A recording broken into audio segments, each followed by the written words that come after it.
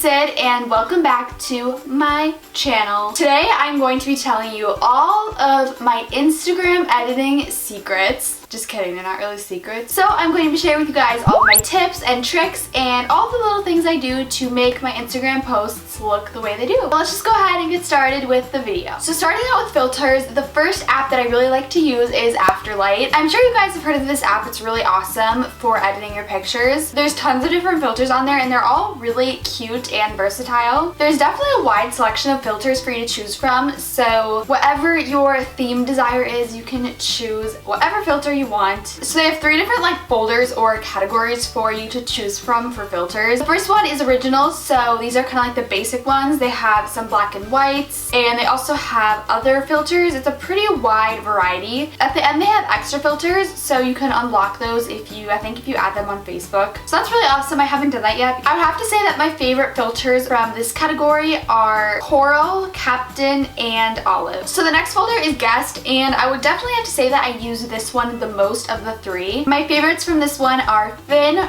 Russ, and Bright Fire. Okay, so the last folder is Seasons, and I also use this one pretty frequently. These ones are really different. It seems like they kind of have pink and purple hues to them. I really like Mulberry from this one. That's actually probably my favorite filter on the whole app. I also like Magnolia, Equinox, and Antler, so those are some of my favorite filters. There is an additional pack that you can buy, and it's Wander. I haven't bought that one. So as far as how strong I make the filters, I usually adjust them to be about 80% in strength. I rarely do the full filter. I usually think it's just too strong. This app is also really nice because it has light leaks and things like that. So those are just kind of little natural things that you can add. I don't really personally use those. You can also crop your photo in this app. And lastly, they also have frames. I don't really use the frames personally. The only thing I use Afterlight for is the filters, but those are just some of the other features, so I thought I would mention them. This app is 99 cents on the App Store, so unfortunately it's not free, but 99 cents to me is so worth it. Okay, so now moving on to Visco. I know that this app has gotten super popular recently. I personally love Visco. I think it has some really fun filters. Honestly, the only filter that I ever even use in this is F2, but it's so pretty. And just like Afterlight, I don't really use the full strength in this, so I will usually bring it down about 80% to around 8.0 or 9.0, somewhere in that range, just to tone it down a little bit. What's also cool is that you can make an account on Visco and post your pictures. Although there's less of a selection on this app versus Afterlight, it is free, so that's nice if you don't want to spend any money on editing. And I honestly just vary between the apps depending on which picture I'm using and what filter I'm going for. So I did want to briefly talk about what I have been using more recently as far as my editing goes. I do resort to Afterlight and Visco a ton for my pictures, but I've lately discovered an app called Lightroom. I downloaded this on my laptop and I really like it. I think it's $5 a month, so it's definitely a little pricey when it comes to editing, but there's tons of features, so you can adjust the brightness, the contrast, shadows, lights, whites, darks, and everything like that. Ideally, I would really love to tell you guys,